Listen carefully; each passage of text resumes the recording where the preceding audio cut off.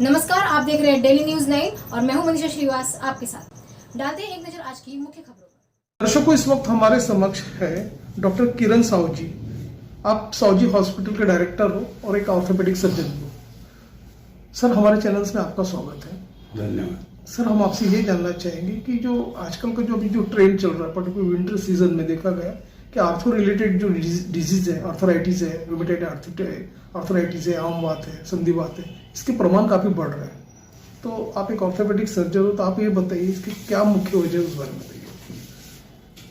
ये rheumatoid arthritis या संधिवात जो बोलते हैं वो ऑटो इम्यून डिसऑर्डर है।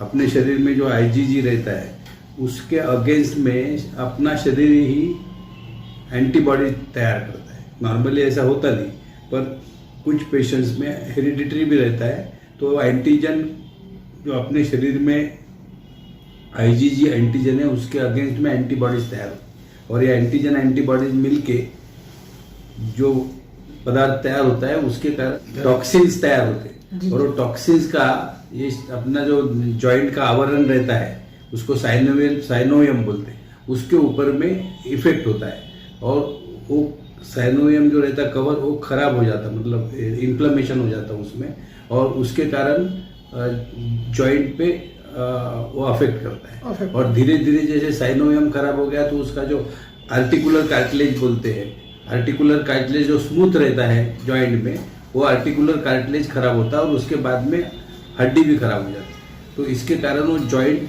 निकामी हो जाता है। जी सर, ये भी देखा गया कि आमतौर पे जो अभी जो सीजन जो चल रहा है, ये काफी अभी जो यंगस्टर्स हैं जंक फूड ज्यादा इंटेक कर रहे हैं, सेडेंटरी उनकी लाइफस्टाइल है। इवन ये भी देखा गया कि अभी जैसे विटामिन डी का जो सोर्स है सनरेज, सनलाइट, वो भी इंटेक नहीं करते। तो आप बताइए, तो इस तरह से किस तरह से उनकी हड्डियों पे इफेक्ट होता है? तो इसका एक इम्पोर्टेंट दो कारण है, मतलब अपनी लाइफस्टाइल जो है बहुत बदल गई है।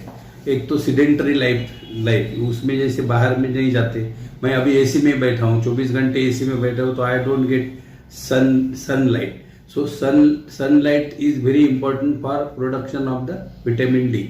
विटामिन डी अंदर में शरीर में उत्पन्न नहीं होता, बाहर से जैसे अपने चमड़ी पे सनरेज गिरते हैं तो वो विटामिन डी प्रोड्यूस करता है।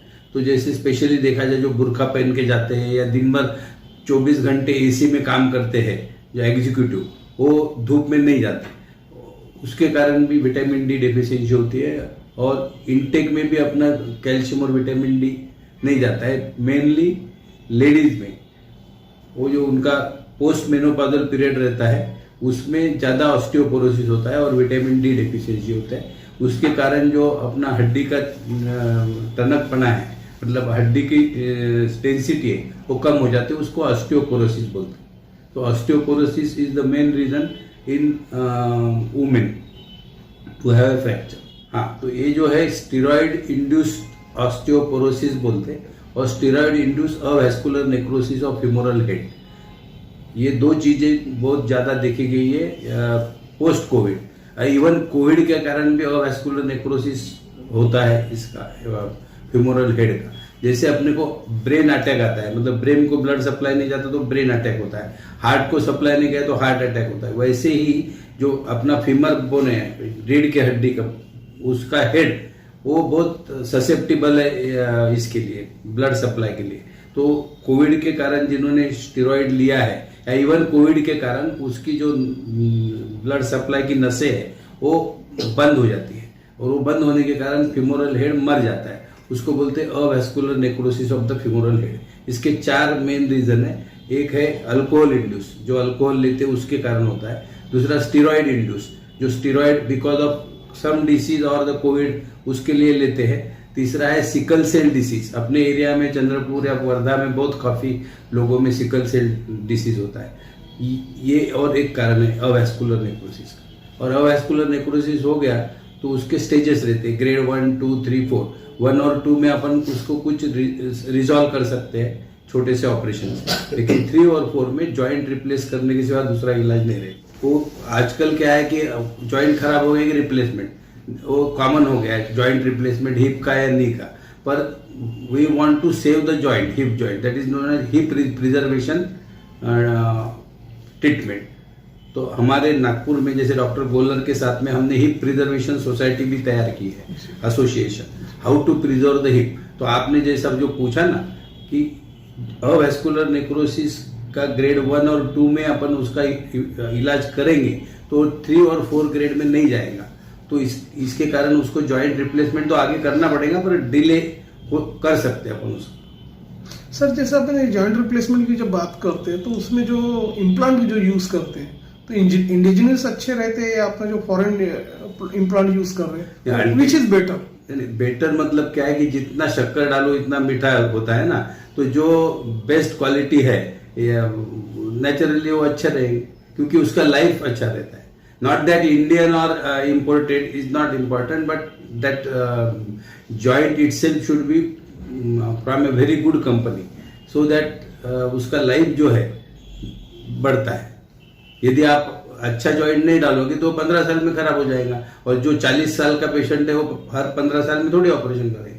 तो जॉइंट 25-30 साल टिकना चाहिए, इसलिए अच्छे स्टैंडर्ड कंपनी का अच्छा क्वालिटी का इम्प्लांट डालना जरूरी। अल्टीमेटली मैं बताऊं क्या, कोई भी मशीन के पीछे जो आदमी रहता है वो इम्पोर्टेंट है, मैन बिहाइंड द मशीन। अभी आप रोबोट दे दिया आपको, लेकिन आप सर्जन ही अच्छे नहीं है तो देर आर मेनी थिंग। जैसे अपन कोई सीड डालते हैं ना जमीन में, तो सीड अच्छा होना जरूरी तो है, लेकिन सिर्फ सीड अच्छा होने से नहीं होता, उसकी जमीन अच्छा होना चाहिए, उसको पानी अच्छा होना चाहिए, उसको ये फवारनी बराबर करना चाहिए। ये सब चीजें जब होंगी तब वो पौधा अच्छा हो जाएगा। वैसा जॉइंट रिप्लेसमेंट का है ना, एक ही चीज यानी अच्छा जॉइंट लिया तो अच्छा होगा ऐसा नहीं, या आपने जैसा बोला कि भाई अच्छा, तो सर्जन भी टेक्निकली साउंड होना चाहिए। ऑपरेशन थिएटर जो बोलते वो अच्छा होना चाहिए ना, कहीं भी ऑपरेशन करो तो इन्फेक्शन होगा। तो स्टैंडर्ड ऑपरेशन उसके नॉर्म्स है कि जॉइंट और रिप्लेसमेंट के लिए ऑपरेशन थिएटर कैसा चाहिए, तो वो एक इम्पोर्टेंट है। और training of the person, surgeon का ट्रेनिंग अच्छा होना चाहिए। ये सर्जन का ट्रेनिंग, तुम्हारा ऑपरेशन थिएटर, अच्छा जॉइंट एंड इम्प्लांट, ये सब चीज। और चौथी चीज जो है जैसे बॉडी, पेशेंट की जो बॉडी है, हर पेशेंट डिफरेंट है ना, पेशेंट के डायबिटीज है, हाइपरटेंशन है, हार्ट अटैक है, तो इसका रिजल्ट अलग रहेगा। तो that is known as the host body. जैसे जमीन अच्छी नहीं तो अच्छा पौधा आएगा, वैसे बॉडी अच्छी रहेगी तो उसके रिजल्ट अच्छे आएंगे। तो ये 4-5 चीजें हैं, नॉट एक ही चीज नहीं। परफॉर्म करते हैं तो आप ये बताइए किस तरह से उसका पोस्ट ऑपरेटिव मैनेजमेंट होता है, किस तरह के केयर करना चाहिए, उस बारे में बताइए। वो बहुत इंपॉर्टेंट बहुत प्रश्न है कि जॉइंट रिप्लेसमेंट करने के बाद पेशेंट को इमीडिएट चलाना चाहिए, that is known as early mobilisation. उद्देश्य क्या है जॉइंट बदलने का? पेशेंट ने जल्दी खड़ा होकर चलना चाहिए, ये इंपॉर्टेंट है। तो इसलिए हम लोग उसी दिन या नेक्स्ट डे चलाते हैं। जितना भी पेशेंट का दर्द कम हो गया तो उसको चलाना चाहिए।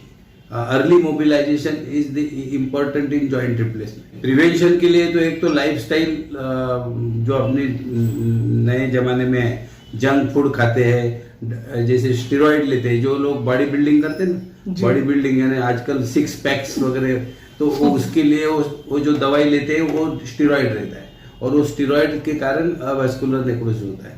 सो अननेसेसरली ड्रग लेना, अननेसेसरली जंक फूड खाना, और loss of exercise, less exercise, बाहर जो फिजिकल एक्सर्शन कम हो गया है, मतलब मॉर्निंग वॉक, स्विमिंग, साइकिलिंग, ये बहुत इंपॉर्टेंट है इसके लिए। यहाँ तो हमारे यहाँ सब फ्रैक्चर का लेटेस्ट ट्रीटमेंट होता है। आजकल फ्रैक्चर जैसे पहले जमाने में क्या है कि ऑपरेशन करके पूरा खोल के उसमें प्लेट डालते थे। अभी सियाम आने से और बहुत सारे अच्छे इंस्ट्रूमेंट और इम्प्लांट आने के कारण की होल सर्जरी बोलते हैं, छोटा सा छेद बना के उसके अंदर रॉड डाल के बाहर से लॉक करते, तो most of the time plaster देने की जरूरत नहीं पड़ती, और keyhole surgery patient next day घर जा सकता है। पहले क्या था, ऑपरेशन खोल के करते थे तो पेशेंट को 15 दिन रहना पड़ता था टाके निकालने तक। अभी 2 टाके का 3 टाके का ऑपरेशन रहता है। दूसरा आर्थ्रोस्कोपी जो चीज है आजकल लेटेस्ट, यानी दूरबीन के माध्यम से अपना जो जॉइंट रहता उसके अंदर की जो बीमारी है, जैसे स्पेशली स्पोर्ट्स इंजरी, जैसे अपने नी जॉइंट में लिगामेंट्स रहते हैं, anterior cruciate, posterior cruciate, lateral collateral ligament, medial collateral ligament, ये जो है ये खोल के ऑपरेशन करेंगे तो ज़्यादा अच्छा नहीं होता। एक तो जॉइंट भी खराब हो जाता है और मूवमेंट नहीं आती। तो आर्थ्रोस्कोपी से करेंगे तो जॉइंट को आप डिस्टर्ब नहीं कर रहे हो और जल्दी पेशेंट रिकवर होता है और पहले जैसा था वैसे ही पेशेंट खेल सकता है, यानी specially sports injury young patient में।